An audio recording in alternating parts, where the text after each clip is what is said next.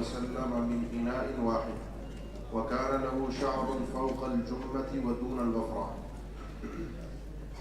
الحمد لله والصلاة والسلام على رسول الله وبعد. باب ما جاء في شعر رسول الله صلی اللہ علیہ وسلم. یہ باب منعقد کیا ہے رسول اللہ صلی اللہ علیہ وسلم کے مبارک بالوں کے بیان میں، اور یہ بھی صفت خلقیہ ہے جو آپ کے حلیہ مبارک میں داخل اور شامل ہے، جس میں رسول اللہ صلی اللہ علیہ وسلم کے بالوں کے بارے میں ذکر ہے. بال کیسے تھے، کتنے بڑے تھے، کیا رنگ تھا، اور سفید بال تھے یا نہیں تھے. یہ پہلی حدیث ام المومنین سیدہ عائشہ صدیقہ رضی اللہ تعالی عنہ کی روایت سے فرماتی ہیں کہ کنت اغتسل انا ورسول اللہ صلی اللہ علیہ وسلم من اناء واحد.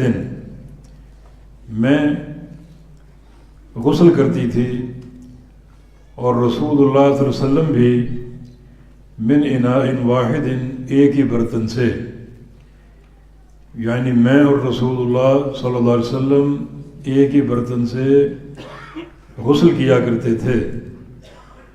اور ایک حدیث میں صراحت ہے کہ یہ غسل جنابت ہوتا تھا.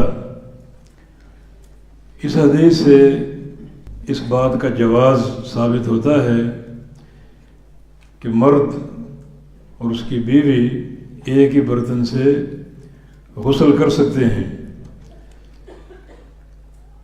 وَكَانَ لَهُ شَعْرٌ فَوْقَ الْجُمَّةِ وَدُونَ الْوَفْرَةِ. اور آپ صلی اللہ علیہ وسلم کے بال تھے جو جمہ سے کچھ اوپر اور وفرہ سے کچھ نیچے. جمہ کا معنی ہم نے پڑھا ہے وہ بال جو کندھوں سے مس ہوتے ہیں، تو آپ صلی اللہ علیہ وسلم کے بال اس وقت کندھوں سے کچھ اوپر تھے اور کندھوں کو چھو نہیں رہے تھے. ودون الوفرہ، اور وفرہ سے کچھ نیچے. وفرہ سے مراد کانوں کی لو، تو کانوں کی لو سے آپ کے بال کچھ نیچے تھے اور کندھوں سے کچھ اوپر تھے. ہم نے عرض کیا کہ آپ صلی اللہ علیہ وسلم کے مختلف احوال ہیں، اور بال کبھی بڑے اور کبھی چھوٹے احادیث میں وارد ہیں، اور جمہ، لمہ اور وفرہ یہ تینوں چیزیں احادیث سے ثابت ہیں. اور حج عمرے کے موقع پر حلق یعنی بالوں کا منڈوانا بھی ثابت ہے. جس وقت کا یہ بیان فرما رہی ہیں اس وقت آپ کے بال اتنے بڑے تھے، یعنی جمہ سے کچھ اوپر، کندھوں سے اوپر، اور وفرہ یعنی کانوں کی لو سے کچھ نیچے تھے. عن ابن عباس رضی اللہ تعالی عنہما ان رسول اللہ صلی اللہ علیہ وسلم كان يسدل شعره وكان المشركون يفرقون رؤوسهم وكان أهل الكتاب يسدلون رؤوسهم وكان يحب موافقة أهل الكتاب فيما لم يؤمر فيه بشيء ثم فرق رسول الله صلى الله عليه وسلم رأسه. جی عبداللہ بن عباس رضی اللہ تعالی عنہما سے مروی ہے، بے شک رسول اللہ صلی اللہ علیہ وسلم کان یسدل شعرہ. یسدلو بھی ٹھیک ہے، یہ باب ضرب یضرب اور نصر ینصر. یسدل اور یسدل، شعرہ آپ اپنے بالوں کو لٹکاتے تھے، یعنی کھلا چھوڑتے تھے، جیسے ان بالوں کی یعنی حالت اور حیت ہے، یعنی پیچھے کے بال پیچھے کو لٹکے ہوئے اور آگے کے بال آگے کو لٹکے ہوئے، اور دائیں اور بائیں بال دائیں اور بائیں طرف لٹکے ہوئے. یہ صدل کی کیفیت ہے. تو آپ اپنے بالوں کو لٹکتا اور کھلا رکھا کرتے تھے. وکان المشرکون یفرقون رؤوسہم، یہ بھی ضرب اور نصر دونوں باب ہو سکتے ہیں۔ مشرکین مکہ اپنے بالوں کی مانگ نکالا کرتے تھے۔ یفرق، فرق یعنی سر کے بیچ سے دائیں طرف کے بال دائیں طرف اور بائیں طرف کے بال بائیں طرف کر لینا اور بیچ میں ایک مانگ نکال دینا، یہ فرق کہلاتا ہے۔ تو مشرکین مکہ اپنے بالوں کی مانگ جو ہے وہ نکالا کرتے تھے۔ وکان اہل الکتاب یسدلون، مگر اہل کتاب جیسے یہودی وغیرہ یہ اپنے بالوں کا صدل کرتے تھے، یعنی کھلا اور لٹکایا کرتے تھے، بالوں کو لٹکتا چھوڑ دیتے تھے۔ وکان یحب موافقت اہل الکتاب، اور آپ صلی اللہ علیہ وسلم اہل کتاب کی موافقت پسند کیا کرتے تھے، یعنی اہل کتاب کی موافقت کا پسند کرنا یہ آغاز اسلام میں تھا۔ جب نزول وحی کا دور تھا، احکام اترتے تھے، اور بعض امور میں اگر کوئی شرعی مسئلہ یا شرعی حکم موجود نہ ہوتا اور لوگوں کے مختلف اعمال آپ کے سامنے ہوتے تو آپ کی کوشش ہوتی اہل کتاب کی موافقت 3 وجوہات کی بنا پر۔ نمبر 1، وہ اہل کتاب تھے، ان کے پاس کتاب کا علم تھا، جبکہ مشرکین مکہ جو تھے ان کے پاس کوئی کتاب نہیں تھی۔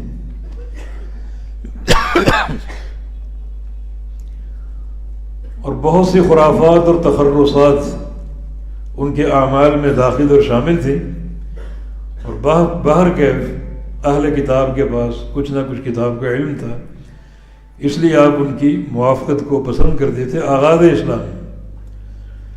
اور پھر دوسری چیز یہ تھی کہ اہل کتاب جو تھے وہ شرک کے بڑے مخالف تھے، اور چونکہ نبی علیہ السلام کی اور ہر نبی کی پہلی دعوت توحید ہے، اور یہ ہر دعوت کی اساس ہے، اس لیے آپ صلی اللہ علیہ وسلم ان کی شرک کی مخالفت کی بنا پر اور توحید سے محبت کی بنا پر ان کے قرب اور میلان کو ترجیح دیتے تھے بنسبت مشرکین مکہ کے، جن کے عقائد میں اور عمل میں بری طرح شرک داخل اور شامل تھا۔ بت اور نصب انہوں نے قائم کیے ہوئے تھے اپنے گھروں میں، بلکہ بیت اللہ میں بھی۔ اور تیسری چیز یہ تھی کہ آپ صلی اللہ علیہ وسلم کی خواہش تھی کہ اس طرح ان کی تالیف قلبی ہوگی اہل کتاب کی، اور وہ اسلام قبول کرنے میں جلدی کریں گے، تو ان امور کی خاطر آغاز اسلام میں آپ صلی اللہ علیہ وسلم ان کی موافقت کو ترجیح دیا کرتے تھے۔ اور جب شرعی احکام تقریباً نازل ہو چکے اور دین مستحکم ہو چکا اور یہود و نصارہ کا بغض اسلام سے واضح ہو چکا، تو رسول اللہ صلی اللہ علیہ وسلم پھر اہل کتاب کی مخالفت کو ترجیح دیا کرتے تھے۔ خالفوا اہل الکتاب، اہل کتاب کی مخالفت کیا کرو۔ خالفوا الیہود والنصارى ولا تبدأوا بالسلام واضطروا بالطریق الی اضیقہ، یہود و نصارہ کی مخالفت کرو اور ان کو سلام سے آغاز نہ کرو، راستے میں نظر آ جائیں تو اپنے بازو پھیلا لو اور ان کو تنگ راستہ دینے کی کوشش کرو۔ اس قدر ان سے آپ نے اظہار بغض اور اظہار عداوت فرمایا۔ تو آپ صلی اللہ علیہ وسلم کا بالوں کے تعلق سے جو پہلا عمل تھا وہ بالوں کو لٹکتا اور کھلا چھوڑنا، جس طرف بالوں کا رخ تھا اسی طرف بالوں کو آپ کھلا چھوڑ دیتے تھے، جس کو صدل کہتے ہیں۔ اور جو آخر الامرین ہے، جس پر آپ کا آخری عمل قائم ہوا، وہ فرق کا تھا، یعنی مانگ نکالنا۔ اور فرق ایک عمل ہے جو سر کے وسط میں ہوتا ہے، دائیں طرف کے بال دائیں طرف پھیر دینا اور بائیں طرف کے بال بائیں طرف پھیر دینا اور بیچ میں ایک مانگ نکال لینا، یہ بالوں کے تعلق سے آپ کا آخری عمل ہے، اور یہی آخر جو ہے وہ عمر تک قائم رہا، اور اسی کی امت کو جو ہے وہ نصیحت دی گئی۔ تو فرماتے ہیں وَكَانَ يُحِبُّ مُوَافَقَةَ أَهْلِ الْكِتَابِ فِيمَا لَمْ يُؤْمَرْ فِيهِ بِشَيْءٍ، جس مسئلے میں آپ کو کوئی حکم نہ دیا گیا ہوتا اس میں آپ اہل کتاب کی موافقت کو پسند کیا کرتے، ان وجوہات کی بنا پر جو ہم نے ذکر کی. ثم فرق رسول اللہ صلی اللہ علیہ وسلم رأسہ، اور پھر رسول اللہ صلی اللہ علیہ وسلم نے اپنے سر مبارک کی مانگ نکالنا شروع کر دی، اور یہ آپ کا آخری امر تھا بالوں کے تعلق سے. حافظ حجر فرماتے ہیں کہ مانگ نکالنا آپ صلی اللہ علیہ وسلم کا آخری عمل تھا، اور پہلا جو عمل سدل تھا وہ آپ نے ختم کر دیا تھا اور مانگ نکالنا شروع کر دی تھی، اور یہی امت کے لیے ایک مثال ہے. جی. باب ما جاء في ترجل رسول الله صلى الله عليه وسلم. عن عائشة رضي الله تعالى عنها قالت: إن كان رسول الله صلى الله عليه وسلم لا يحب التيمم في طهوره إذا تطهر، وفي ترجله إذا ترجل، وفي انتعاله إذا انتعل. باب ما جاء في ترجل رسول اللہ صلی اللہ علیہ وسلم. رسول اللہ صلی اللہ علیہ وسلم کے ترجل کے بارے میں کیا وارد ہوا ہے.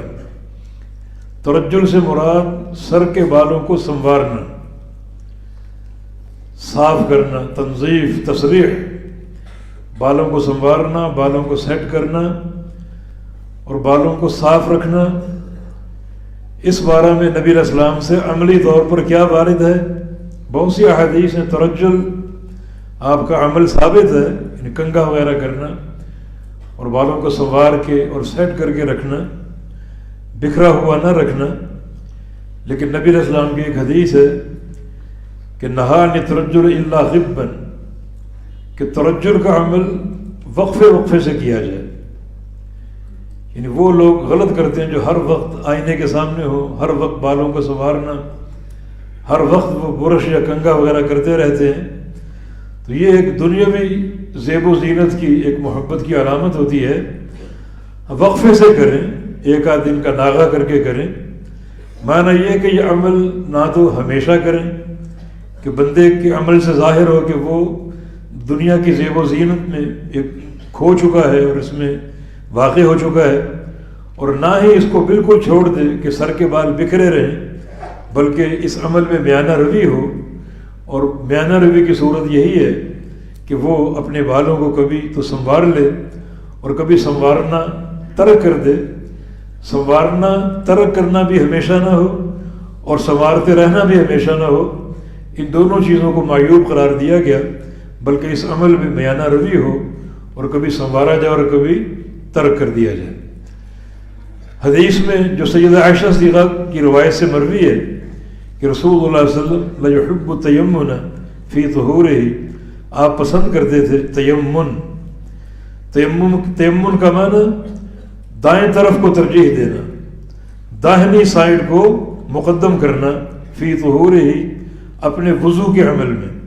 وضو میں نبی علیہ السلام تیمن کو یعنی دائیں طرف کو ترجیح دیتے تھے. یعنی پہلے دایاں بازو دھونا، پھر بایاں بازو دھونا، پہلے دایاں پاؤں دھونا، پھر بایاں پاؤں دھونا. تو داہنی سائڈ کو آپ ترجیح اور تقدیم دیا کرتے تھے، یہ داہنی سائڈ کے شرف کی بنا پر. تو دو سمتیں ہیں، دائیں اور بائیں، اور دائیں سمت جو ہے وہ زیادہ اشرف ہے، زیادہ اعلیٰ ہے، زیادہ برگزیدہ ہے. لہذا نبی علیہ السلام جو اعمال خیر ہوتے تھے، جو پاکیزہ اعمال ہوتے تھے، اس میں آپ صلی اللہ علیہ وسلم تیمن کو یعنی دائیں طرف سے شروع کرنے کو ترجیح دیا کرتے تھے. جیسے مسجد میں داخل ہونا، دایاں پاؤں داخل کرنا، یا زیر جامہ جیسے پاجامہ یا شلوار وغیرہ پہننا تو دایاں پاؤں پہلے داخل کرنا، جوتا پہننا تو دایاں پاؤں پہلے داخل کرنا، موزہ پہننا تو دایاں پاؤں پہلے داخل کرنا. یہ عمل تیمن کہلاتا ہے. تو آپ تیمن کو ترجیح دیتے اپنے وضو میں، اذا تطہر، جب بھی آپ وضو فرماتے، وفی ترجل اذا ترجل، اور کنگھا کرنے میں، بالوں کو سنوارنے میں جب بھی آپ بال سنوارتے. یعنی بیچ کی مانگ ہوتی تو پہلے دائیں طرف کے بال سنوارتے اور پھر بائیں طرف کے بال سنوارتے. وفی انتعال اذا انتعل، اور جوتا پہننے میں جب بھی آپ جوتا پہنتے تو پہلے دائیں طرف کا جوتا پہنتے اور پھر بائیں طرف کا جوتا پہنتے. یہ پیارے پیغمبر صلی اللہ علیہ وسلم کی سنت تھی، آپ کا عمل تھا. اور یہ عمل ہمارے لیے بھی ہمیشہ قابل التفات رہنا چاہیے، اور جو بھی اعلیٰ اور اشرف کام انجام دے تو اس کا آغاز ہم دائیں طرف سے کریں، دائیں سائڈ سے کریں۔ جو بندہ اس قسم کی سنتوں کی پابندی کرے گا تو یہ سنتیں اس کے لیے بہت بڑے شرف کا ذریعہ ہو سکتی ہیں۔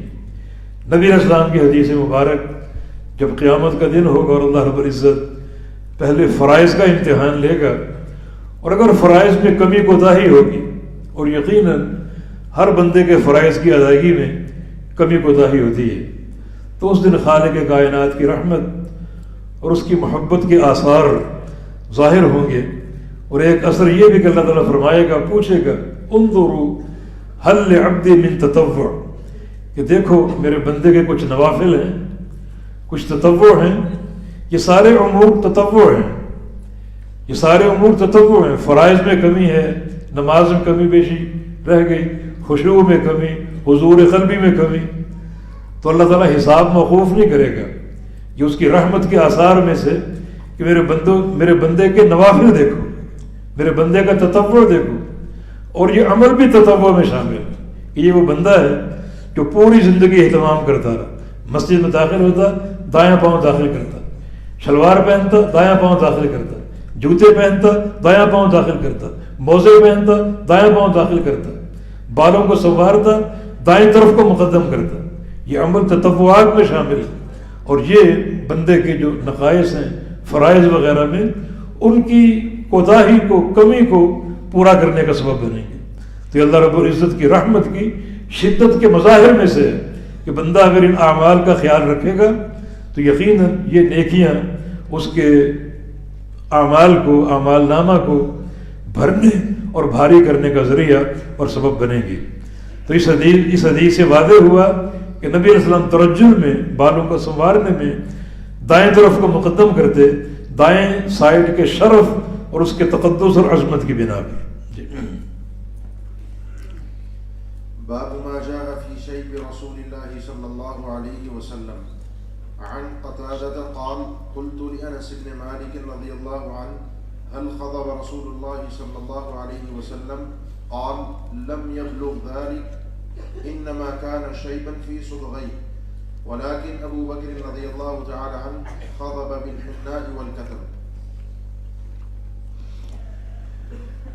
باب ما جاء فی شیب رسول اللہ صلی اللہ علیہ وسلم۔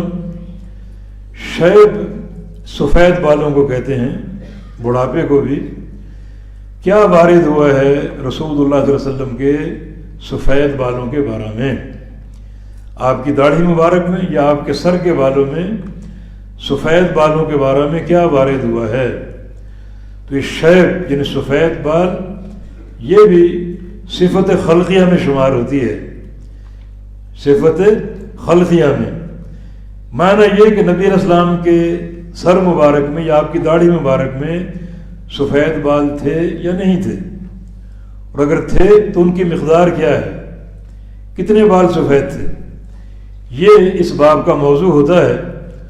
قتادہ بن دعامہ یہ تابعی ہیں، انس بن مالک کے شاگرد جو نبی علیہ السلام کے صحابی اور آپ کے خادم تھے۔ ان سے انہوں نے سوال کیا حل خضب رسول اللہ صلی اللہ علیہ وسلم، کیا رسول اللہ صلی اللہ علیہ وسلم نے خضاب استعمال کیا؟ خضاب سے مراد وہ رنگ جو سفید بالوں کو تبدیل کر دے اور ان کی سفیدی کو زائل کر دے، سفیدی پر غالب آ جائے، تو کیا رسول اللہ صلی اللہ علیہ وسلم نے خضاب استعمال کیا؟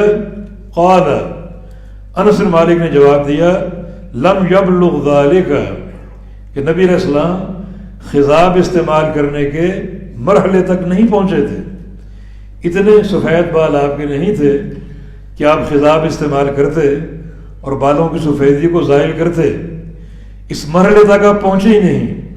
انما کان شیبا فی صدغیہ، تھوڑی سی سفیدی جھلکی تھی آپ کی دونوں کنپٹیوں میں، صدغین کانوں کے نیچے جو جگہ ہے، کانوں اور آنکھوں کے درمیان کنپٹی، تو آپ کی کنپٹی پر کچھ سفید بال نمودار ہوئے تھے، تو اتنے بال نہیں تھے کہ آپ خضاب استعمال کرتے۔ ولیکن ابو بکر رضی اللہ تعالی عنہ، آپ کے یار غار اور افضل هذه الامہ بعد النبی صلی اللہ علیہ وسلم ابو بکر صدیق رضی اللہ عنہ نے خاضابہ خطاب استعمال کیا تھا، اور وہ خطاب بالحناء والقتم، حنا اور قتم سے تھا۔ حنا اور قتم کا خطاب ابو بکر صدیق نے استعمال کیا تھا۔ حنا اور قتم یہ دو درخت ہیں۔ حنا یہ مہندی کا درخت ہے، اور قتم بھی ایک درخت ہے۔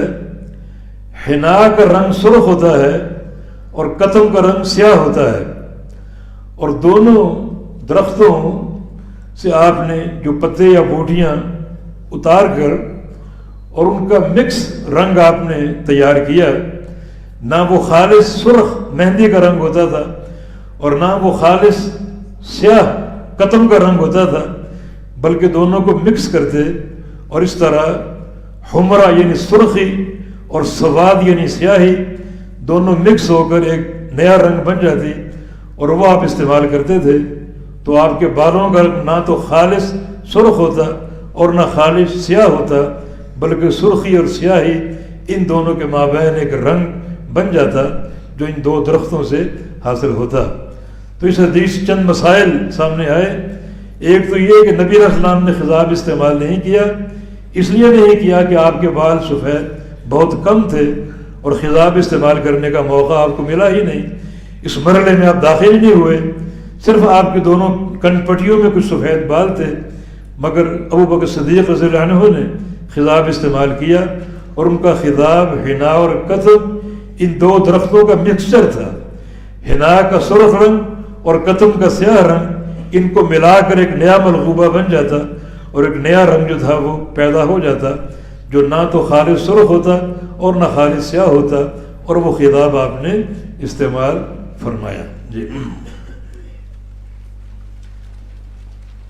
عن انس بن مالك رضي الله تعالى عنه قال ما عددت في رأس رسول الله صلى الله عليه وسلم ولحيته إلا 14 شعرة بيضاء۔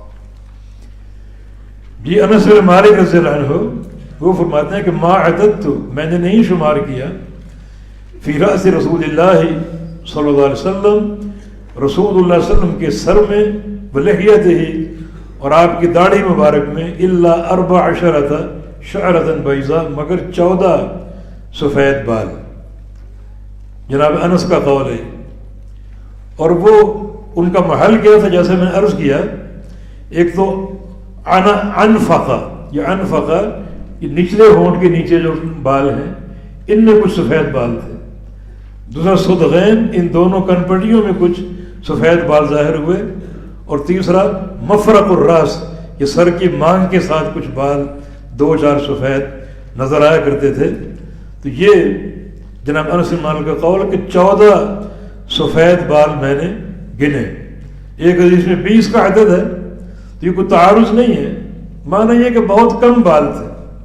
دوسری بات یہ کہ جتنا گن سکے، کسی نے کوئی 14 گن سکا اور کوئی 20 گن سکا، اور تیسری بات ہم نے عرض کی تھی کہ بعض اوقات نبی علیہ السلام سر پہ اور داڑھی مبارک پر تیل لگاتے، تو اس تیل کا غلبہ آپ کے سفید بالوں پر ہو جاتا اور سفید بال پھر دکھائی نہ دیتے، تو اس طرح سفید بالوں کی تعداد میں کمی بیشی ممکن ہے۔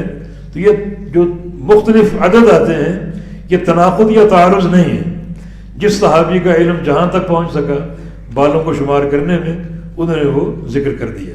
جی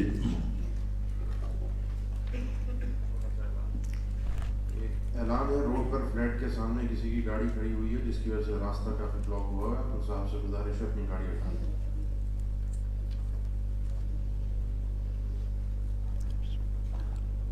گاڑی کا نمبر ہے AHH 842، وائٹ کرولا ہے۔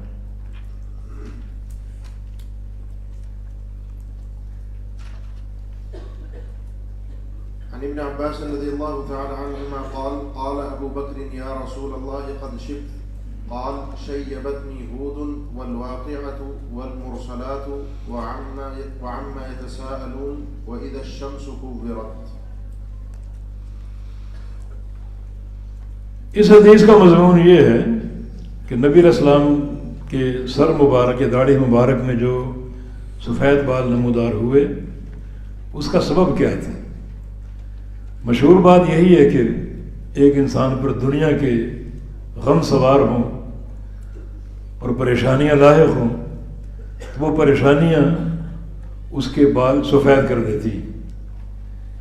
نبی علیہ السلام کے بال سفید کیوں ہوئے؟ وہ دنیا کے ہموم و غموم کی بنا پر نہیں تھا.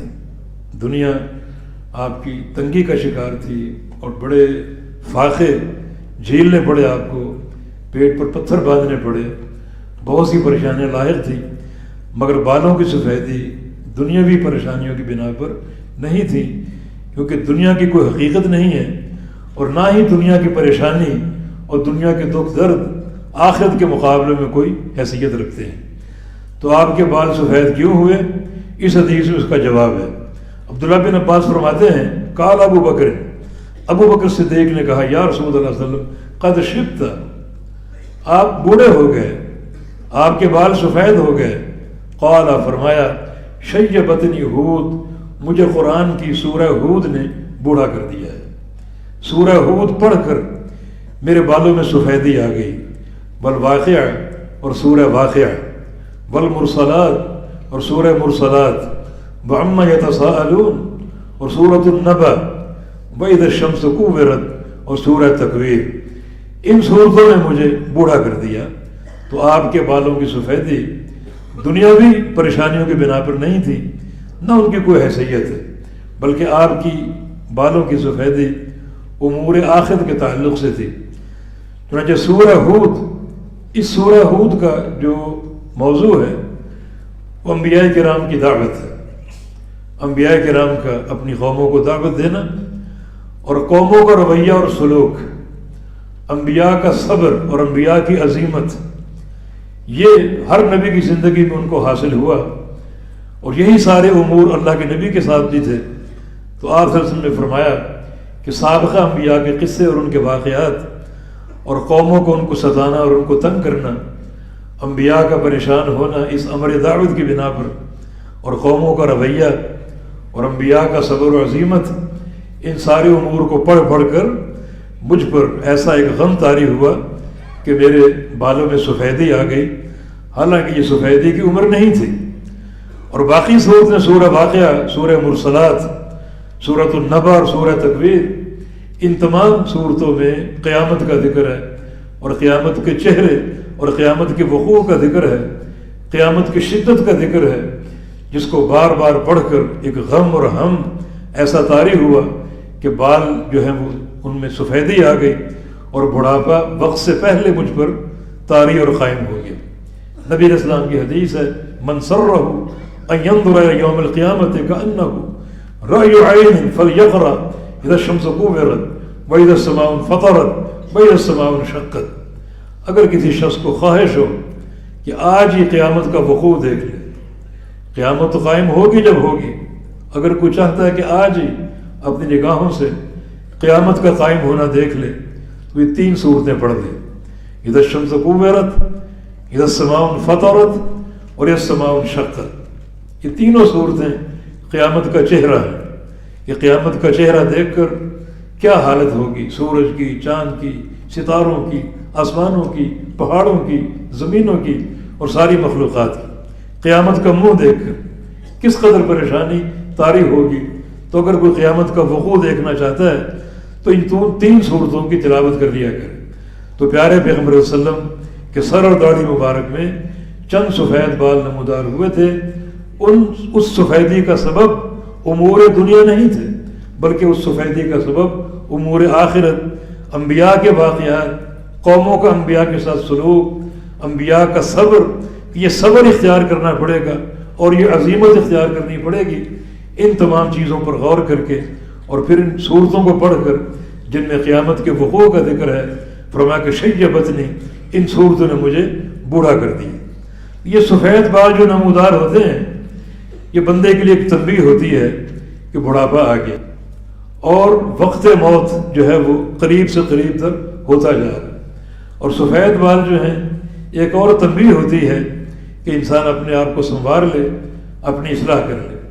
ورنہ بعض اوقات ایک شخص بالوں کی سفیدی کے باوجود اگر اپنی سابقہ حرکتوں اور گناہوں پر مصر رہے تو بڑا خطرناک انسان بن جاتا ہے.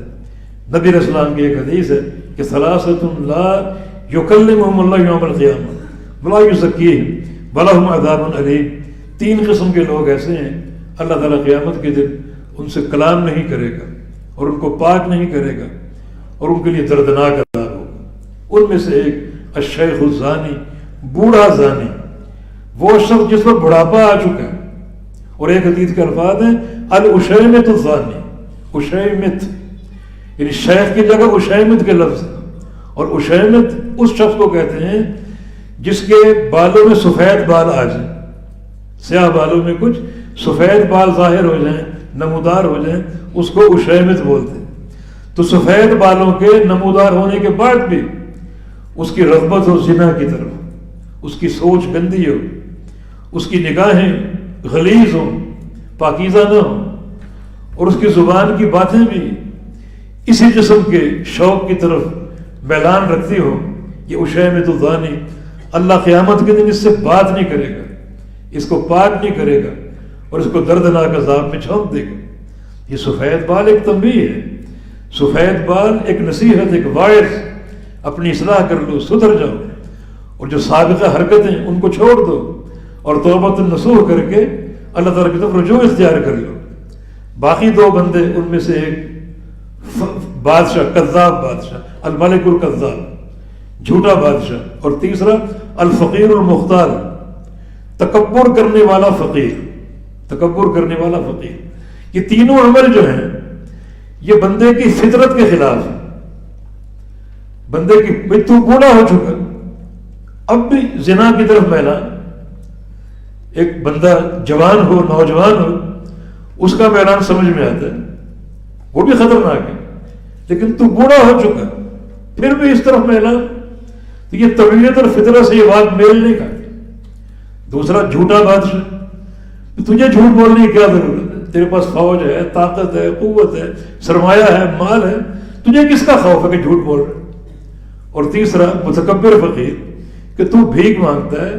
بھیک مانگنا جو ہے، بھیک مانگنے والا متواضع ہوتا ہے، جھک کر رہتا ہے بھیک مانگنے کے لیے. تو تکبر کرتا ہے، یعنی تکبر کرنا تیری فطرت اور تیرے پیشے کے خلاف ہے. تو یہ 3 گناہ خطرناک اس لیے ہوتے ہیں کہ انسان کی فطرت کے خلاف ہیں، اس کے پیشے کے خلاف ہیں.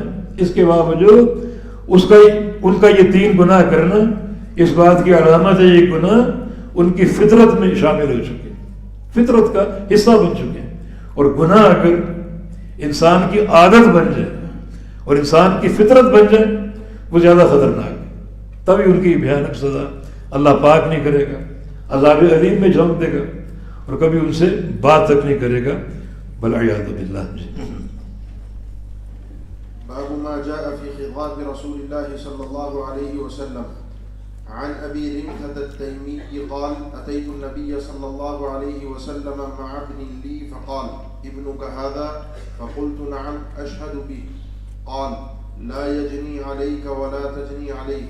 قال ورأيت الشيب أحمر. قال أبو عيسى هذا أحسن شيء روي في هذا الباب وأفصح، لأن الروايات الصحيحة أنه صلى الله عليه وسلم لم يبلغ الشيب. وأبو رمثة اسمه رفاعة بن يثربي التيمي. باب ما جاء في خطاب رسول اللہ صلی اللہ علیہ وسلم. رسول اللہ صلی اللہ علیہ وسلم کے خطاب کے بارے میں کیا وارد ہوا ہے. رسول اللہ صلی اللہ علیہ وسلم کے خطاب کے بارے میں کیا وارد ہوا. خطاب سے مراد وہ رنگ جو بالوں کی سفیدی کو زائل کر دے اور سفید رنگ کو تبدیل کر دے، اور جو رنگ اس خطاب کا ہے وہ سفید بال پر غالب آ جائے. تو نبی علیہ السلام کے خطاب کے بارے میں کیا وارد ہوا ہے. یہ پہلی روایت ابو رمثہ التیمی کی. امام ترمذی فرما رہے ہیں کہ ان کا نام رفاع بن یثربی تھا التیمی. رفاع ان کا نام تھا. کہتے ہیں کہ اتیت النبی صلی اللہ علیہ وسلم، میں نبی علیہ السلام کی خدمت میں حاضر ہوا مع ابن لی، اپنے بیٹے کے ساتھ، میرے ساتھ میرا بیٹا بھی تھا. فقال ابن کا ھذا، آپ نے پوچھا یہ آپ کا بیٹا ہے؟ فقلت، میں نے عرض کیا نعم، جی ہاں، اشہد بہ، میں گواہی دیتا ہوں کہ یہ میرا بیٹا ہے، یہ میرا بیٹا ہے، میں گواہی دیتا ہوں. یہ گواہی کا ذکر کیوں کیا یہ بات ہم بتاتے ہیں آپ کو انشاءاللہ. قال لا یجنی علیک ولا تجنی علیہ، نہ تو یہ اپنے کسی جرم پر تم پر جنایت کرے گا اور نہ تو اپنے کسی جرم پر اس پر جنایت کرے گا. معنی اس کا یہ ہے کہ نہ تو تیرے کسی جرم کی بنا پر اس کا مواخذہ ہوگا، نہ اس کے کسی جرم کی بنا پر تیرا مواخذہ ہوگا. دراصل جاہلیت کا دستور یہ تھا کہ اگر باپ کوئی گناہ کرتا بیٹے کو پکڑ لیتے، بیٹا گناہ کرتا جرم کرتا تو باپ کو پکڑ لیتے. یعنی بیٹے کا جرم اس کی جنایت اور اس کا مواخذہ باپ ادا کرتا اور باپ کے جرم کی جنایت بیٹا ادا کرتا. جاہلیت کا دستور تھا. اسلام نے اس دستور کو باطل قرار دیا. لا تزر وازرۃ وزر اخری، کسی دوسرے کو بوجھ کوئی نہیں اٹھا سکتا. جس کا بوجھ ہے وہ اٹھائے گا، جس کا جرم ہے اس کا مواخذہ ہوگا، اس کی پکڑ ہوگی. اب یہ بات واضح ہوئی کہ ابو رمسا نے یہ کیوں کہا کہ میں گواہی دیتا ہوں یہ میرا بیٹا ہے.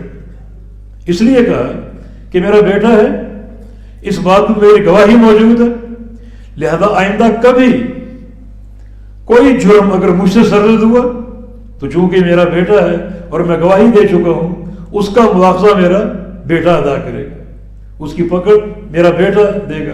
اور اگر میرے بیٹے نے کوئی جرم کر لیا تو مواخذہ میرا ہوگا اور اس کا تاوان میں ادا کروں گا، اس کا مواخذہ مجھ سے ہوگا.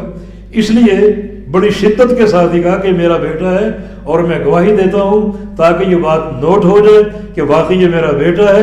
آئندہ چل کر اگر بیٹے سے کوئی جرم ہوگا تو قصور اور مواخذہ میرا ہوگا اور مجھ سے کوئی جرم ہوگا تو اس کی پکڑ میرا بیٹا ادا کرے گا.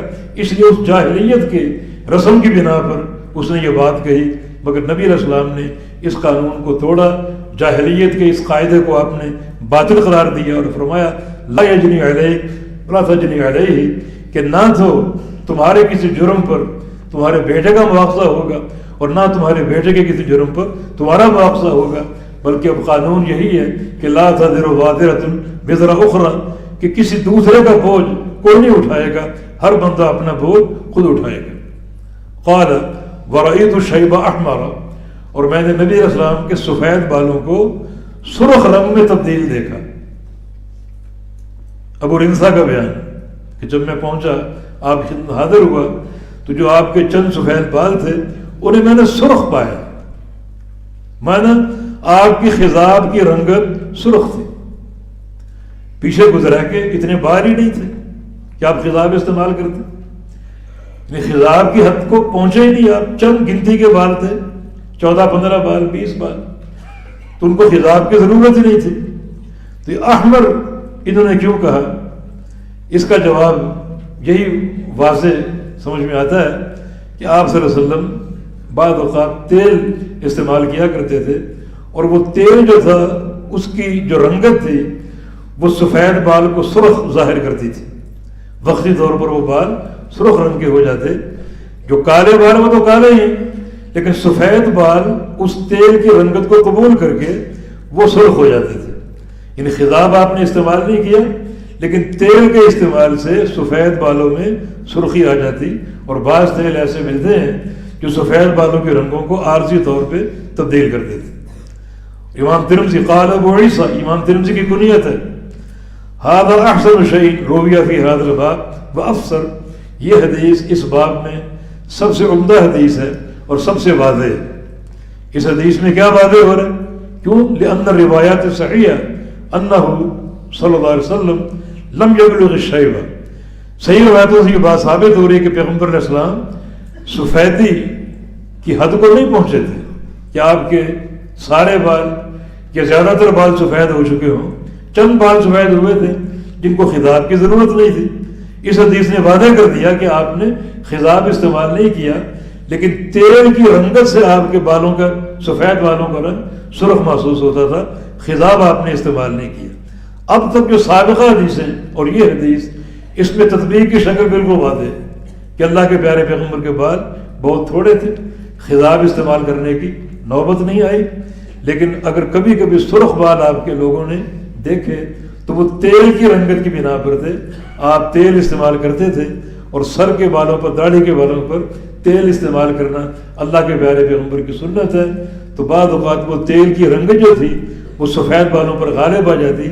اسی لیے ابو رمسا فرماتے ہیں کہ میں نے پیغمبر علیہ السلام کے سفید بالوں کو سرخ دیکھا، یعنی آپ کے تیل کے استعمال نے ان بالوں کو، رنگت کو تبدیل کر دیا. ابو رمسا اسمہ رفاعۃ بن یثرب التیمی، ابو رمسا جو حدیث کا راوی ہے، ابو رمسا اس کی کنیت ہے، رمسا اس کے بیٹے کا نام یا بیٹی کا نام، اور رفاع اس کا اصل نام تھا. رفاع بن یثرب التیمی اس کا اصل نام تھا. جی. عن عبد الله بن محمد بن عقيل قال رأيت شعر رسول الله صلى الله عليه وسلم عند أنس بن مالك مخطوبا. یہ عبداللہ بن محمد بن عقیل فرماتے ہیں جو کہ علماء تابعین میں سے تھے، رأیت شعر رسول اللہ صلی اللہ علیہ وسلم عند انس بن مالک مخضوبا، میں نے رسول اللہ صلی اللہ علیہ وسلم کا بال دیکھا انس بن مالک رضی اللہ عنہ کے پاس، مخضوبا خضاب لگا ہوا. سیدنا انس بن مالک کے پاس نبی علیہ السلام کا میں نے ایک بال دیکھا جو کہ مخضوب تھا، جس پر خضاب لگا ہوا تھا. تو یہ حدیث سابقہ تمام احادیث سے برعکس. سابقہ حدیث کا خلاصہ یہ ہے کہ آپ کو خضاب کے استعمال کی نوبت نہیں آئی، بہت تھوڑے بال تھے. اس حدیث سے ثابت ہو رہا ہے کہ آپ نے خضاب استعمال کیا. اور جناب انس بن مالک کے پاس آپ کا بال تھا ایک جس پر خضاب لگا ہوا تھا. اب یہ ایک ظاہری مخالفت ہے ان احادیث میں. سابقہ حدیث کا مضمون کیا ہے؟ خضاب استعمال نہیں کیا. اس حدیث کا مضمون کیا ہے؟ آپ نے خضاب استعمال کیا.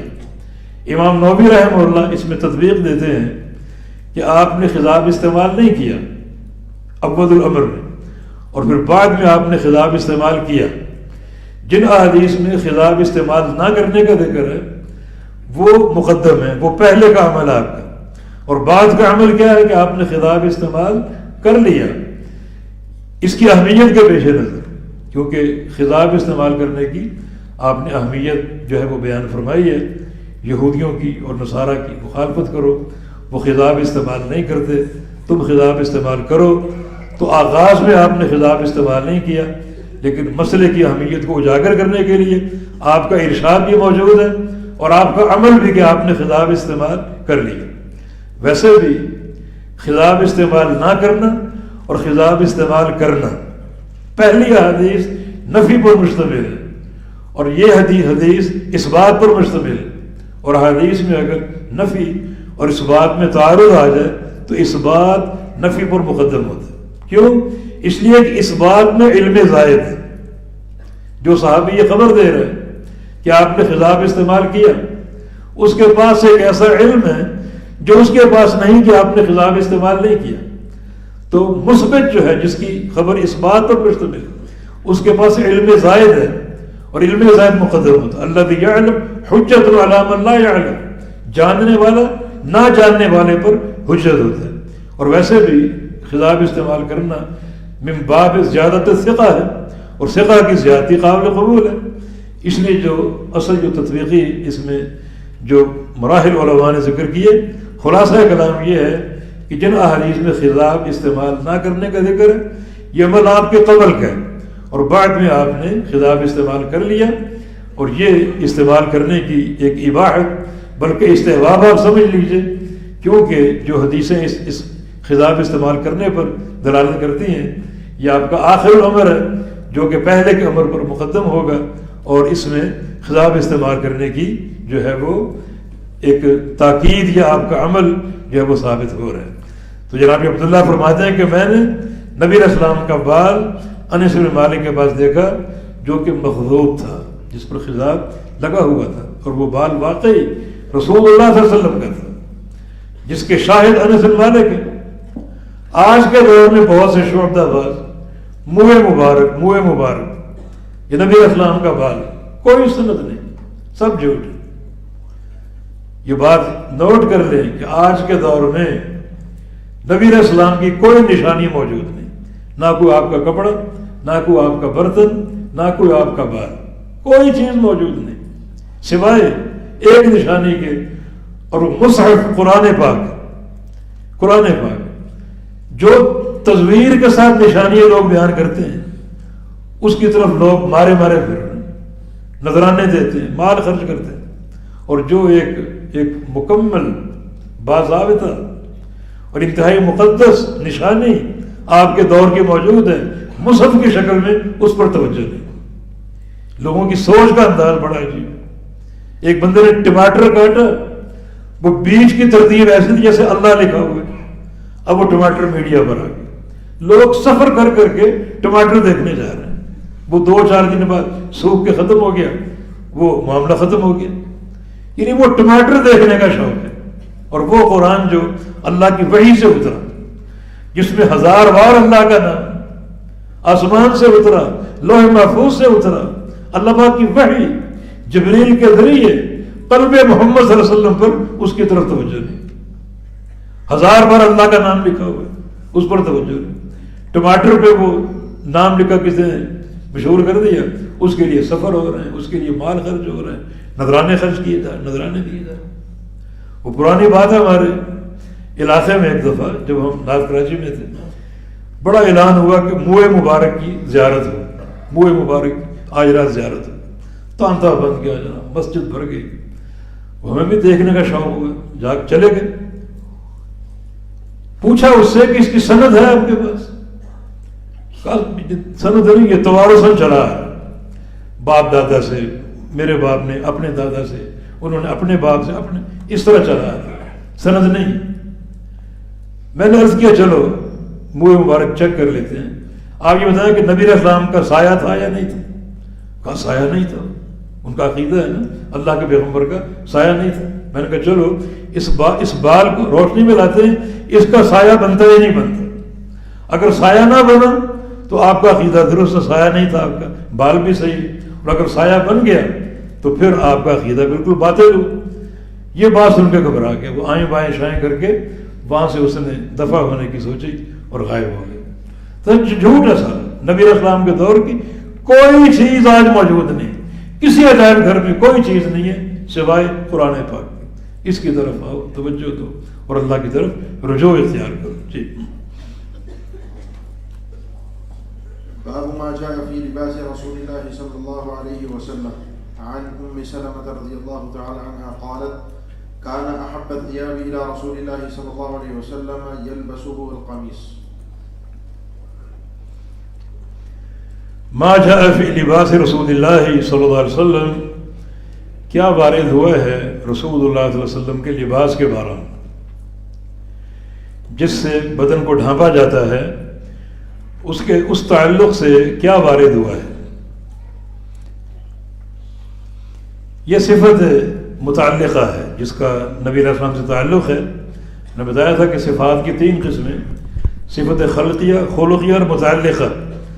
تو آپ صلی اللہ علیہ وسلم کے لباس کے بارے میں کیا وارد ہوا؟ تو لباس کے بارے میں ہدایتیں موجود ہیں، لباس آپ کوئی بھی اختیار کر سکتے ہیں، لیکن جن چیزوں کی شریعت نے پابندی لگا دی ان سے پرہیز کرنا۔ مثلا لباس پہننے، اس میں اسبال نہ ہو، مردوں کے لیے ٹخنوں سے نیچے نہ ہو، لباس الشہرہ نہ ہو، ایک لباس معاشرے میں مروج ہی نہیں، اور آپ کو پہن کر گھوم پھر رہے ہیں، لوگ آپ کو رک رک کر دیکھ رہے ہیں، لباس شہرت، اس سے بھی روکا رسول اللہ صلی اللہ علیہ وسلم نے۔ جو معاشرے میں ایک عادی لباس موجود ہے جو لوگ پہنتے ہیں، آپ وہی پہنیں۔ ایسا لباس کیوں پہنتے ہیں کہ لوگوں کی نظریں روک رہا ہے، لوگ رک رک کر دیکھ رہے ہیں، اور آپ لوگوں کی توجہ کا مرکز بنے ہوئے ہیں، نظروں کا محل بنے ہوئے ہیں۔ اسی میں ایک چیز ضرور ذکر کروں گا، کچھ لوگ اپنے کپڑے کو ٹخنے سے بھی اوپر کرتے ہیں، ہونا چاہیے آدھی پنڈلی تک، ازرۃ المؤمن الی انصاف ساقیہ، مومن کا جو ازار ہے، لباس ہے، آدھی پنڈلی تک۔ مگر کچھ لوگ اتنے جذباتی ہیں کہ ان کا کپڑا آدھی پنڈلی سے بھی اوپر، گھٹنوں تک پہنچا ہوا، اس کو وہ تقویٰ سمجھتے ہیں۔ یہ تقویٰ نہیں، یہ لباس ہے شہرت، لوگوں کی نظروں کو پھیرنے والا، لوگ رک رک کر دیکھ رہے ہیں، یہ تقویٰ نہیں ہے، یہ شریعت کے خلاف ہے۔ شریعت نے ایک حد قائم کی ہے، آدھی پنڈلی تک، نیچے ہو سکتی، کیونکہ نبی نے فرمایا ہے کہ ما تحت القعبین فهو فی النار، ٹخنوں سے نیچے نہ ہو، وہ جہنم میں جائے گا. اوپر ہو سکتا ہے، آخری حد کیا ہے؟ آدھی پنڈلی. اس سے بھی اوپر کرو گے، یہ تقویٰ نہیں بلکہ یہ وہ لباس شہرت ہے جس سے شریعت نے روکا. یہ تقوی کا حیضہ ہے، تقویٰ نہیں ہے. تو لباس شہرت سے بچنا چاہیے. پھر لباس میں تشبہ نہ ہو، ایسا لباس نہ پہنو جس میں کسی کافر قوم کی مشابہت بن رہی ہو، تشبہ ہو. مردوں کو آپ نے ریشم پہننے سے روکا، ریشم نہ پہنا جائے. تو یہ شریعت کی پابندیاں ہیں کچھ جن کی طرف توجہ دینی چاہیے. باقی کوئی بھی لباس آپ پہن سکتے ہیں. ام سلمہ رضی اللہ عنہ کی حدیث ہے، قالت کان احب الثياب الى رسول اللہ صلی اللہ علیہ وسلم يلبسه القمیص. سب سے پسندیدہ لباس نبی علیہ السلام کا جو آپ پہنا کرتے تھے، زیب تن کیا کرتے تھے، وہ قمیص ہے. وہ قمیص ہے. قمیص آپ کو زیادہ پسند. اس دور میں عام لباس کی کیفیت کیا تھی؟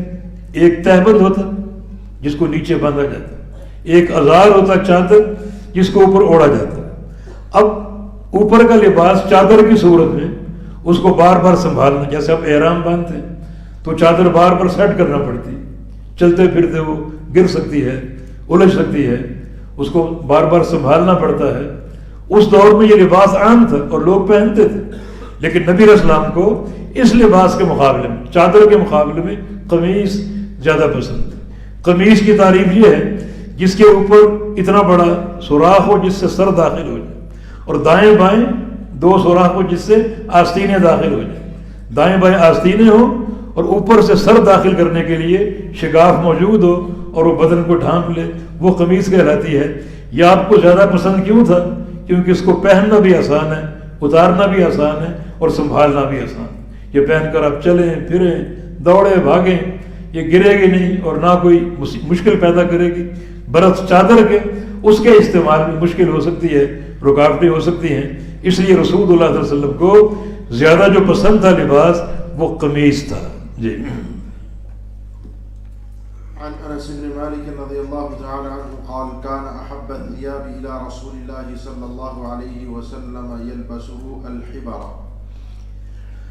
انس بن مالک فرماتے ہیں کہ زیادہ پسندیدہ لباس نبی علیہ السلام کو، زیادہ پسندیدہ کپڑا آپ صلی اللہ علیہ وسلم کو وہ حبارہ تھا جو آپ پہنتے تھے.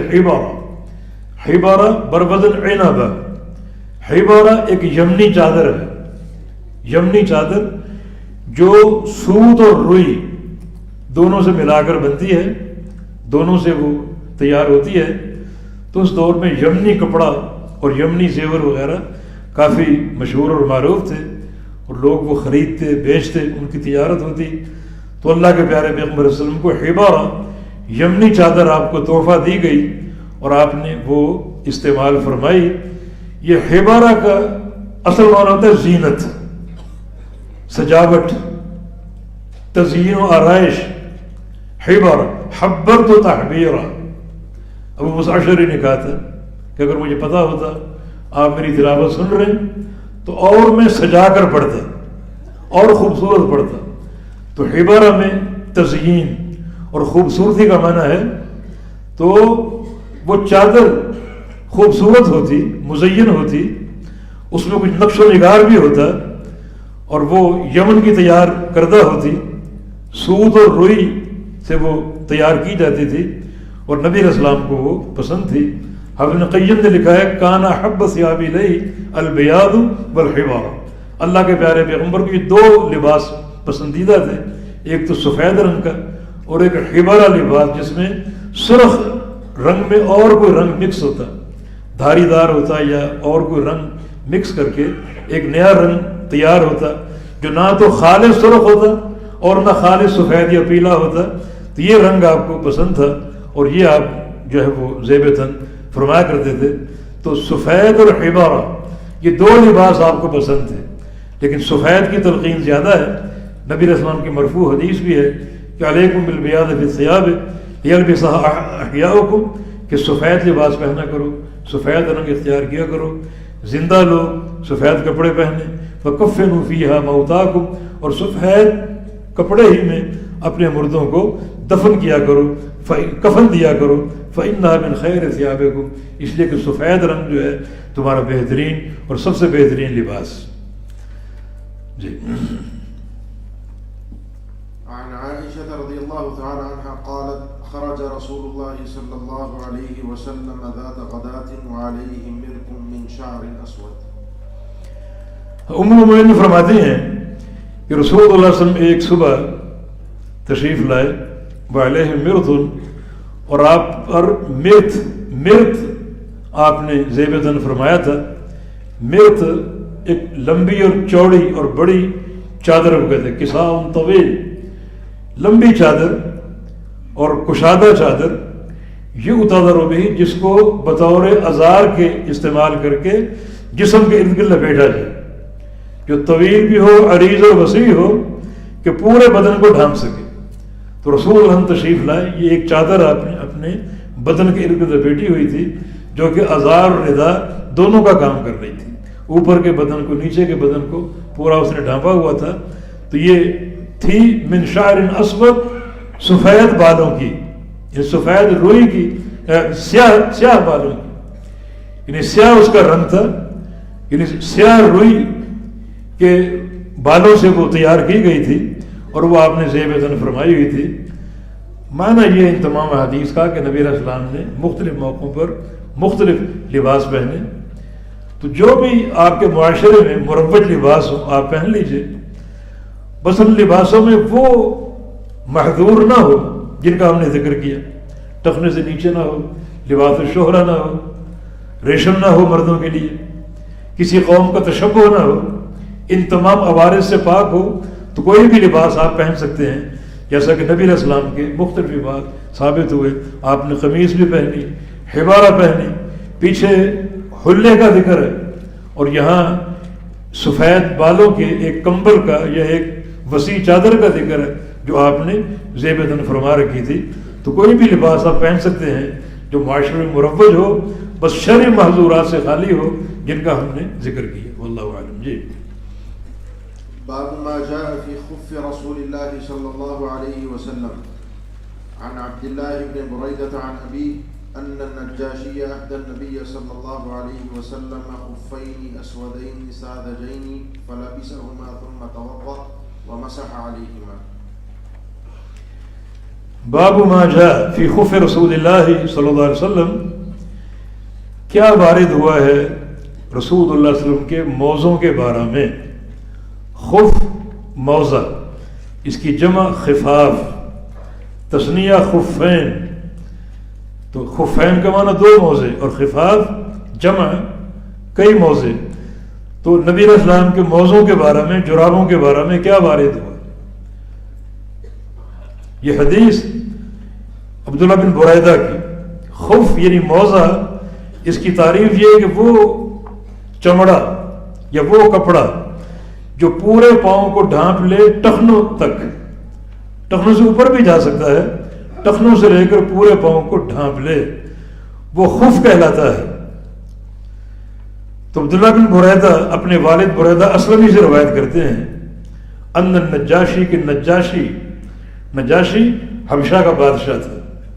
حبشہ کے بادشاہوں کا لقب نجاشی ہوا کرتا تھا، جیسے ایرانی بادشاہوں کا لقب کسرا اور رومی بادشاہوں کا لقب قیصر، مصر کے بادشاہوں کا لقب عزیز اور ترکی کے بادشاہوں کا لقب خاقان. اس طرح حبشہ کے بادشاہوں کا لقب نجاشی ہوتا تھا. تو نجاشی جو حبشہ کا بادشاہ تھا، عہد النبی صلی اللہ علیہ وسلم، اس نے ہدیہ دیا نبی علیہ السلام کو خفینی، دو موزوں کا، اسودینی جو سیاہ تھے، سازجینی اور منقوش نہیں تھے. ان موزوں پر نقش و نگار نہیں تھا، بلکہ بالکل سادہ رنگ کے تھے اور سادہ کپڑے کے تھے. تو یہ تحفہ نجاشی بادشاہ نے دیا رسول اللہ علیہ وسلم کو، جو دونوں موزے سیاہ رنگ کے تھے، سازجینی، اور دونوں سادہ تھے، منقوش نہیں تھے، نقش و نگار سے خالی تھے. فلبسہما، آپ نے ان کو پہن لیا.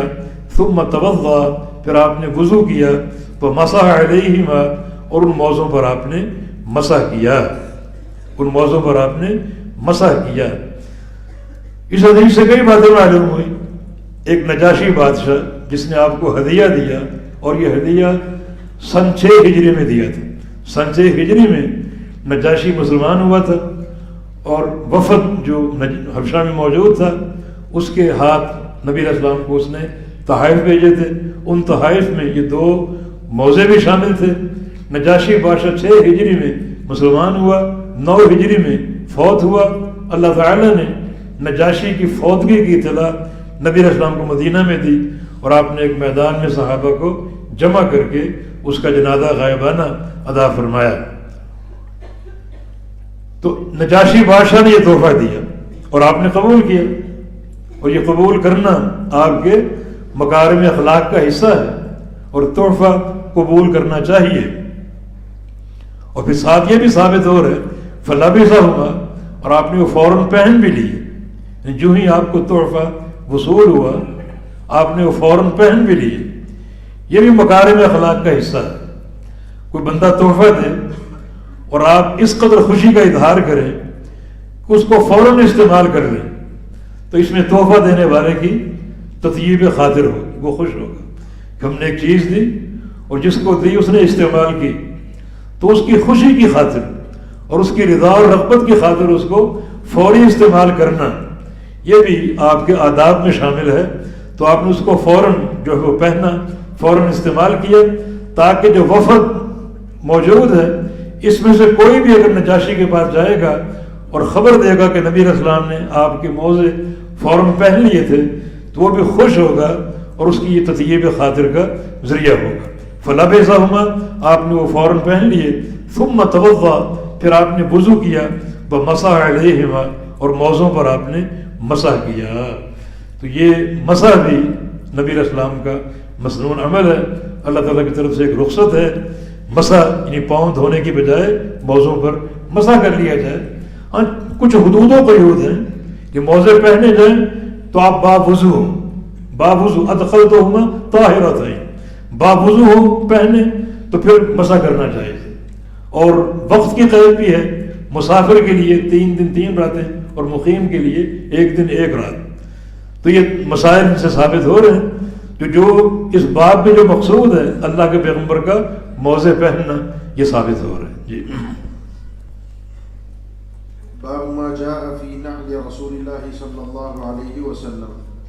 عن ابن عباس رضي الله تعالى عنهما قال كان لنعل رسول الله صلى الله عليه وسلم قبالان مثني شراكهما. ما جاء في نعل رسول الله صلی اللہ علیہ وسلم، نبی علیہ السلام کے نعل کے بارے میں کیا وارد ہوا ہے. نعل کا معنی جوتا، جس کی جمع نعال اور تثنیہ نعلین. نبی علیہ السلام کے جوتے کے بارے میں کیا وارد ہوا ہے. آپ نے جوتا پہنا، جیسے کہ عبداللہ بن عباس فرماتے ہیں کہ کان لنعل رسول اللہ صلی اللہ علیہ وسلم قبالان مثنی شراکہما، کہ نبی علیہ السلام کے جوتے مبارک جوتے کے لیے 2 قبال تھے، 2 تسمے تھے. آپ کے جوتے کے 2 تسمے تھے. مثنی شراکہما، اور وہ تسمے ان کا جو ڈوری تھی وہ ڈبل تھی، دوہری کی ہوئی تھی. مثنی شراکہما، اس کی ڈوری کو، تسموں کی ڈوری کو جو ہے وہ دوہرا کیا گیا تھا. تو وہ دوہری ڈوری آپ صلی اللہ علیہ وسلم کے جوتوں کے تسمے تھے. چند باتیں ثابت ہوئیں. ایک، نبی علیہ السلام کا جوتے پہننا. دوسرا، ان جوتوں کے تسمے ہونا تاکہ جوتے مضبوطی سے پاؤں سے ٹکے رہیں. اور تیسرا، اس ڈوری کا ڈبل ہونا تاکہ وہ ڈوری مضبوط ہو اور کھل نہ جائے، ٹوٹ نہ جائے، اور جوتے مضبوطی کے ساتھ جو ہے وہ پہنے رہیں اور موجود رہیں. تو نبی علیہ السلام کا نعل، آپ کا جوتے پہننا ثابت ہو رہا ہے، اور جوتوں کی ڈوری اور تسمے بھی ثابت ہو رہے ہیں. ان احادیث کا مقصد، پیچھے آپ نے موزوں کا پڑھا، یہاں آپ نے جوتوں کا پڑھا. موزے سب پہنتے ہیں، جوتے سب پہنتے ہیں، لیکن پہنتے ہوئے نیت کیا ہوتی؟ اگر نیت عادی ہو کہ ٹھیک ہے خوبصورتی، سردی، یہ اور وہ، اچھا پہن لیے. لیکن اگر نیت یہ ہو کہ موزے پہننا نبی علیہ السلام کی سنت آپ نے پہنے، تو آپ کو پہننے کا اجر ملے گا. جوتے آپ نے پہنے اس نیت کے ساتھ کہ جوتے پہننا اللہ کے پیارے پیغمبر کی سنت، تو اس کا آپ کو اجر ملے گا۔ جوتے کے تسمے ہوں اور آپ کے ذہن میں یہ بات ہو کہ اللہ کے پیارے پیغمبر نے جوتے پہنے، ان کے بھی تسمے تھے، تو سنت پر عمل کا اجر ملے گا۔ دیکھیں عبداللہ بن عمر رضی اللہ عنہما نعال سبتیہ پہنتے تھے، نعال سبتیہ، کھال کے جوتے، جس کھال پر بال نہیں ہوتے، بال اتر جاتے ہیں۔ ایک کھال ہوتی ہے جس کو دباغت رنگا جاتا ہے، پانی میں ڈال کر اس کو آگ پر جوش دیا جاتا ہے، اس جوش کے نتیجے میں بال جھڑ جاتے ہیں، تو وہ نعال سبتیہ کہلاتے ہیں۔ عبداللہ بن عمر کے شاگرد نے پوچھا کہ میں نے آپ کو جب بھی دیکھا آپ نے نعال سبتیہ پہنے ہوتے ہیں، ایسے چمڑے کے جوتے جن پر بال نہیں ہوتے۔ فرمایا کہ میں نے نبی علیہ السلام کو دیکھا تھا کہ رسول اللہ صلی اللہ علیہ وسلم نے نعال سبتیہ پہن رکھے تھے، جب سے میں نے آپ کو دیکھا میں نے ہمیشہ نعال سبتیہ استعمال کی۔ تو لباس تو ہے، پہننے تو ہیں، لیکن نبی علیہ السلام کی سنت پر عمل کا عنصر اگر شامل ہو جائے تو پھر یہ عمل کار ثواب بھی ہوگا اور سنت پر عمل کا اجر بھی ملے گا۔ جی عن عيسى بن طهمان قال أخرج إلينا أنس بن مالك نعلين جرداوين لهما قبالان قال فحدثني ثابت بعد عن أنس أنهما كانتا نعلي النبي صلى الله عليه وسلم۔ عیسیٰ بن طہمان جو علماء تابعین میں سے فرماتے ہیں کہ اخرج الینا انس بن مالک نعلین جرداوین، ہماری طرف نکالا، یعنی نکال کر دکھایا انس بن مالک نے، نعلین دو جوتے جو جرداوین تھے، جرداوین خالی، بالوں سے خالی، جو نعال سبتیہ، یعنی بعض جوتوں پر بال ہوتے ہیں، بعض بالوں سے خالی ہوتے ہیں، جوتے کھال کے بنتے ہیں، تو بعض کھالوں پر بال ہوتے ہیں تو بالوں سمیت جوتے بن جاتے ہیں، اور بعض کھالوں کو جلا کر ان کے بال ختم کر دیے جاتے ہیں، وہ نعال سبتیہ کہلاتے ہیں، یا نعلین جرداوین۔ انس بن مالک نے ہمیں دو جوتے دکھائے جرداوین جو بالکل خالی تھے بالوں سے۔ ارض جردا بولتے ہیں وہ زمین جس پر گھاس نہ ہو اور نباتات نہ ہو، بالکل خالی چڑیے زمین ہو، اسے ارض جردا کہتے ہیں۔ اسی سے نعلین جرداوین، دو جوتے جو بالوں سے خالی تھے، لہما قبالان، اور ان کے دو تسمے بھی تھے، ڈوری سے ان کو باندھا جاتا تھا، وہ ہمیں دکھائے۔ اور قال فحدثنی ثابت بعد، مجھے ثابت نے جو انس کے شاگرد تھے بعد میں بتایا، انس سے روایت کرتے ہوئے، انہما کانتا نعلی النبی صلی اللہ علیہ وسلم، کہ وہ دونوں جوتے نبی علیہ السلام کے جوتے تھے۔ تو وہ جو نعلین جرداوین بالوں سے خالی دو جوتے دکھائے، در حقیقت وہ نبی علیہ السلام کے جوتے تھے۔ اور یہی عبداللہ بن عمر کے حدیث میں مذکور ہے، جن کو نعال سبتیہ کہا، ایسے جوتے جو چمڑے کے کھال کے تھے لیکن کھالوں کے بال نہیں تھے اور بال بالکل صاف اور خالی تھے، اس سے وہ جوتا تیار ہوا تھا۔ جی عن عمرو بن حريث يقول رأيت رسول الله صلى الله عليه وسلم يصلي في نعلين مخصوفتين۔ نبی علیہ السلام کی تواضع، نعلین مخصوفتین، پیوند لگے ہوئے جوتے، پیوند زدہ جوتے، آپ نے جوتے پہنے ہوئے تھے چمڑے کے، اور جگہوں جگہوں پر چمڑوں کے پیوند لگے ہوئے تھے۔ پیوند سے مراد یعنی چمڑے کے چھوٹے ٹکڑے کاٹ کر سوراخوں پر سلائی کی گئی تھی، یہ پیوند زدہ جوتے۔ یہ آپ صلی اللہ علیہ وسلم نے، یہ آپ کی تواضع اور تنگی عیش کی دلیل ہے۔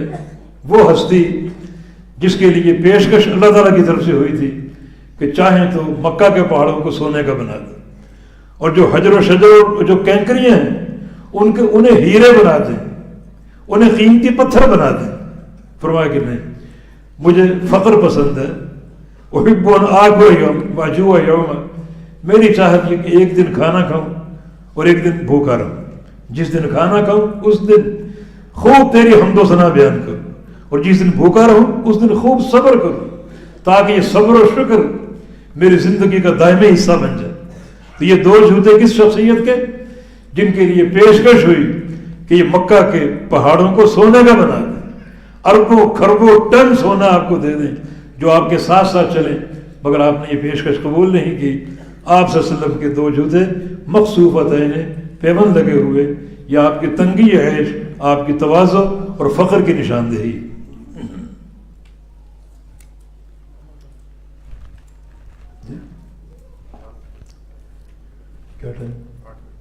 اذان 8 بجے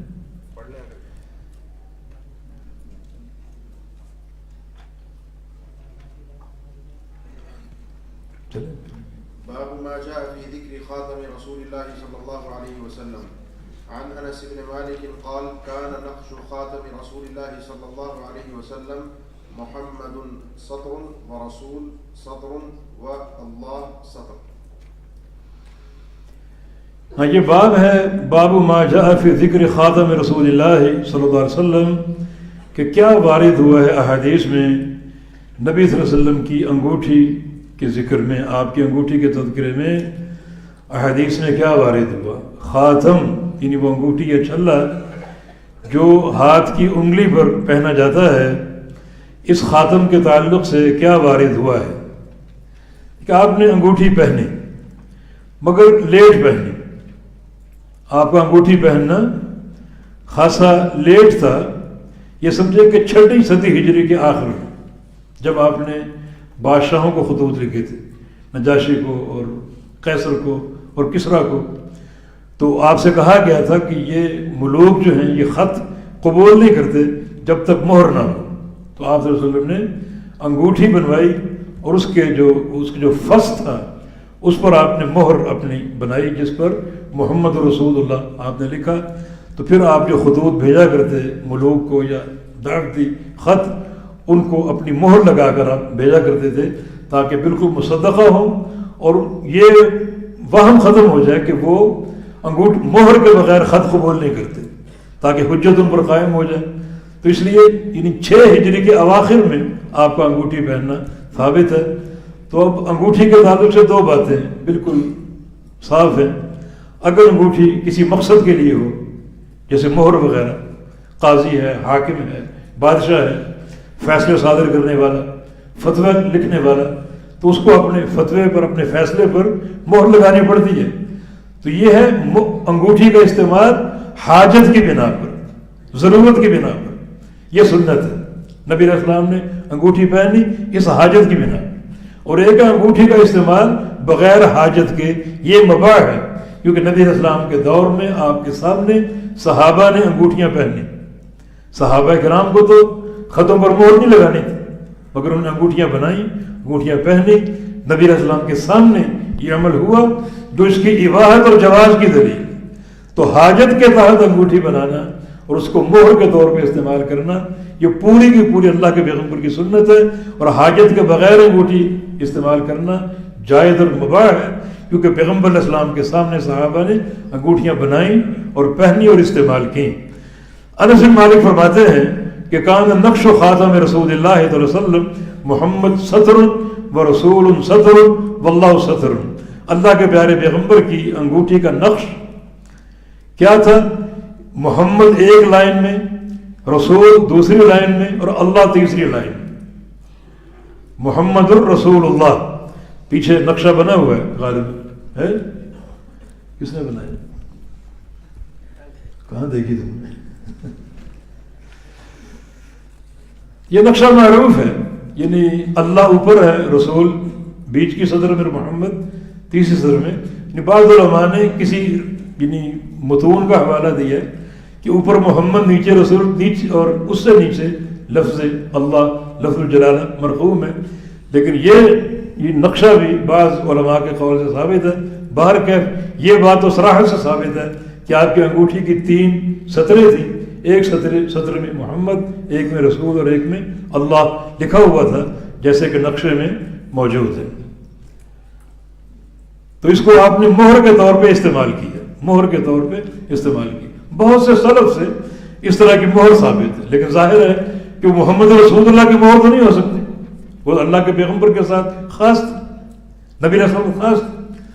البتہ بعض مشاہیر کی مہر ثابت ہے. کسی نے کلمہ لا الہ الا اللہ لکھا اور کسی نے اللہ عزیز اور کسی نے کچھ اور جو ہے واللہ غفور الرحیم، اس طرح کے کلمات لکھ کر اپنی مہر بنائی اور اس کو استعمال کیا. جی. وفي طريق آخر عنه أن النبي صلى الله عليه وسلم كتب إلى كسرى وقيصر والنجاشي فقيل له إنهم لا يقبلون كتابا إلا بخاتم فصاغ رسول الله صلى الله عليه وسلم خاتما حلقته فضة ونقش فيه محمد رسول الله كأني أنظر إلى بياضه في كفي.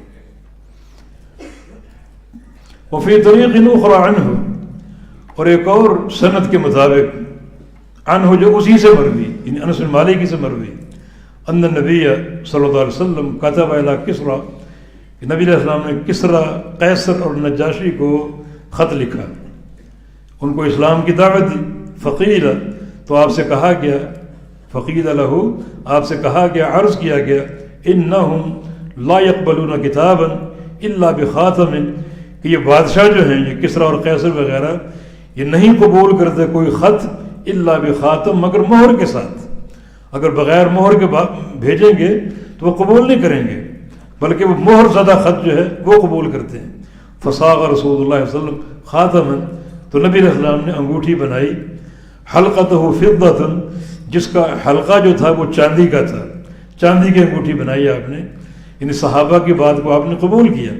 اور یہ بھی نبی علیہ السلام کے اخلاق حسنہ، اخلاق کریمانہ اور آپ کی تواضع کی دلیل ہے کہ آپ نبی تھے اور نبی ہونے کے باوجود امتیوں کا مشورہ آپ قبول کیا کرتے تھے. تو آپ کو مشورہ دیا گیا کہ یہ ملوک جو ہیں یہ خط قبول نہیں کرتے جب تک مہر نہ ہو، تو پھر آپ نے چاندی کی انگوٹھی بنائی اور اس پر مہر آپ نے جو ہے وہ لگائی اور قائم کی. نقش فی محمد رسول اللہ، اس میں نقش تھا محمد رسول اللہ کا. فکأنی انظر الی بیاضی فی کفہ، میں آپ کی ہتھیلی میں انگوٹھی کی سفیدی کو دیکھتا تھا. اس میں اشارہ کثرت استعمال کی طرف کہ آپ نے وہ پہنے رکھی، اور پہنے اس جگہ پر ایک سفیدی سی نمودار ہو گئی تھی. کبھی آپ نے اتاری تو وہ حلقہ جو انگوٹھی کا تھا اس کا نشان آپ کی ہتھیلی پر ہوتا سفیدی کی شکل میں. تو انگوٹھی استعمال کرنے کی سفیدی آپ کے ہاتھ میں میں نے دیکھی. یہ انس فرماتے ہیں. جی. عن ابن عمر رضی اللہ عنہما قال اتخذ رسول اللہ صلی اللہ علیہ وسلم خاتما من ورق فكان في يدي ثم كان في يد ابي بکر ويد عمر ثم كان في يد عثمان حتى وقع في بئر اريس نقشه محمد رسول اللہ صلی اللہ علیہ وسلم. یہ عبداللہ بن عمر فرماتے ہیں اتخذ رسول اللہ صلی اللہ علیہ وسلم خاتما من ورق، رسول اللہ صلی اللہ علیہ وسلم نے بنائی انگوٹھی چاندی کی. فکان فی یدہ، وہ آپ کے پاس رہی. ثم کان فی ید بکر، پھر آپ کے انتقال کے بعد ابو بکر صدیق کے ہاتھ میں آ گئی. ید عمر، اور ابو بکر کے انتقال کے بعد جناب عمر کے ہاتھ میں آ گئی. ثم کان فی ید عثمان، پھر عمر کی وفات کے بعد عثمان غنی کے ہاتھ میں آ گئی. حتی وقع فی بئر اریس، حتیٰ کہ ایک دن وہ انگوٹھی گر گئی بئر اریس میں. یہ ایک کنویں کا نام ہے، بئر اریس، اریس کنواں. یہ کنواں مسجد قباء کے قریب ہے. مسجد قباء کے قریب ایک باغ ہے، اس باغ میں یہ کنواں تھا جس کا نام بئر اریس تھا. عثمان غنی رضی اللہ عنہ اپنی خلافت کے 6 یا 7ویں سال میں غالباً کنویں کے منڈیر پر تشریف فرما تھے، اور اچانک انگوٹھی آپ نے اتاری اور اس سے آپ کھیلنے لگے. جیسے بندہ بے خیالی میں انگوٹھی گھماتا ہے یا کھیلتا ہے تو اس سے آپ کھیلنے لگے، تو اسی دوران انگوٹھی کنویں میں گر گئی، جس کا آپ کو بڑا رنج ہوا، بڑا افسوس ہوا. آپ نے ساتھیوں کو طلب کیا اور 3 دن تک کنویں کا پانی آپ نے نکلوایا اس انگوٹھی کو تلاش کرنے کے لیے، حتیٰ کہ پورا پانی نکلوا دیا گیا مگر وہ انگوٹھی نہ ملی. اللہ تعالیٰ کی حکمت ہے، انگوٹھی جب تک خلفائے راشدین کے پاس رہی یہ ایک امر موجب برکت تھا، اور جناب عثمان غنی رضی اللہ عنہ سے جب تک ان کے پاس رہی برکت قائم رہی، اور اس کا گم ہو جانا یہ فتنوں کے ظہور کا سبب ثابت ہوا. جیسے کہ بعض علماء نے ملک سلیمانی کے زوال کا سبب یا مشہور واقعہ ان کے انگوٹھے کے گم ہونا بیان کیا، اور سیدنا عثمان غنی کے خلاف جو بغاوت ہوئی جس کے نتیجے میں ان کی شہادت تک واقع ہوئی، اس قصے سے قبل کی انگوٹھی کا گم ہونا بیان کیا ہے. یہ انگوٹھی نبی علیہ السلام کی بڑی بابرکت تھی، اور اللہ تعالیٰ کی حکمت، اللہ کے فیصلے، یہ سب کچھ ہونا تھا جو کہ ہوا. اللہ کی تقدیر غالب آ گئی، انگوٹھی گم ہو گئی. اور کہتے ہیں کہ نقش ہو محمد رسول اللہ، اس انگوٹھی کا نقش محمد رسول اللہ تھا، تو وہ گم ہو چکی ہے۔ اب اگر کوئی بہروپیہ دعویٰ کرے کہ انگوٹھی محفوظ ہے، موجود ہے، سب جھوٹ ہے۔ بات وہی ہے جو ہم نے شروع میں عرض کی کہ اللہ کے پیارے پیغمبر کے دور کی کوئی چیز باقی نہیں، کوئی نشانی، نہ آپ کی ٹوپی، نہ آپ کی پگڑی، نہ آپ کا رومال، نہ آپ کا کوئی لباس، نہ کوئی برتن، نہ کوئی چولہا، کوئی چیز باقی نہیں، نہ کوئی انگوٹھی، نہ کوئی بال، کوئی چیز باقی نہیں۔ جو دعوے ہیں بلا سند جھوٹے ہیں، صرف مصحف قرآن ہے۔ تو اگر محبت ہے نبی علیہ السلام سے کہ آپ کے دور کی جو یادگاریں، تو قرآن سے بڑھ کر کیا ہو سکتا؟ تو آئیے قرآن کی طرف ہے، شوق اور محبت، اللہ کے پیارے پیغمبر کی محبت کہ اپنی امت کو یہ امانت ہے، ثقلین کہا آپ نے، اس کو ثقلین، بوجھل امانت ہے میری، یہ انتہائی بھاری بھرکم امانت، کتاب اللہ اور آپ کی سنت۔ تو ان بوجھل امانتوں کو اختیار کرنا چاہیے، نہ کہ اس طرف دوڑے بھاگیں، نہ ان کا کوئی اصل ہے، نہ کوئی سند ہے، وقت کا ضیاع، پیسے کا ضیاع۔ ہمارے پاس اللہ کے پیارے پیغمبر کی نشانی، ترکت فیکم امرین، ترکت فیکم ما ان اعتصمتم بہ فلن تضلوا ابدا، دو چیزیں چھوڑ کر جا رہا ہوں، انہیں اختیار کر لو، کبھی گمراہ نہ ہوگے، کتاب اللہ اور سنت رسول اللہ صلی اللہ علیہ وسلم۔ ہمیں اسی طرف آنا چاہیے اور اسی کو اختیار کرنا چاہیے۔ واللہ تعالی ولی التوفیق۔ بارک اللہ فیکم۔